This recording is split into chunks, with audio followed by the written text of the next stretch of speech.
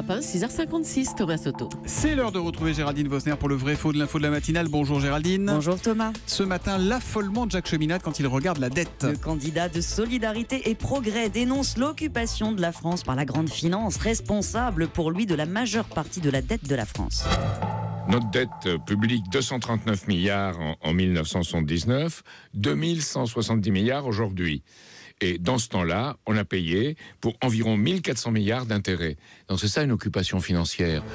On a payé 1400 milliards d'intérêts sur la dette depuis 1979, affirme Jacques Cheminade. C'est vrai ou c'est faux ? C'est vrai, Thomas. Exactement 1350 milliards d'intérêts versés depuis 1979, selon les comptes de l'INSEE. La dette elle-même atteignait 2147 milliards au début de l'année. Et ce montant abyssal est dû en partie au poids des intérêts, car chaque année, depuis que l'État est en déficit, depuis 1975, il emprunte pour payer ses dépenses. Ces emprunts génèrent des intérêts qui s'empilent depuis 20 ans. Leur remboursement avale plus de 40 milliards d'euros par an. Pour les payer, qu'est-ce qu'on fait ? On emprunte. On emprunte. La dette produit de la dette. C'est une spirale sans fin. Mais ce qui est fou, c'est qu'on ne le réalise pas vraiment, car les taux sont très bas. On ne paye pas plus cher qu'il y a 20 ans, quand notre dette était 4 fois moindre. Ça n'incite pas à faire des économies. Mais si les taux remontaient ne serait-ce que d'un point, l'agence France Trésor l'a calculé, ce serait catastrophique. 2 milliards de plus la première année, puis 16 milliards dans 10 ans.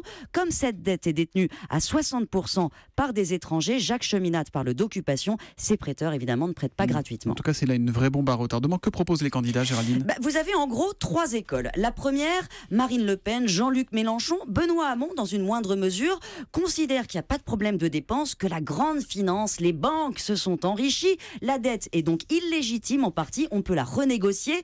Dans le cadre européen pour Benoît Hamon, national pour Marine Le Pen, la Banque de France rachèterait alors les créances. En gros, c'est la puissance publique qui reprend la main.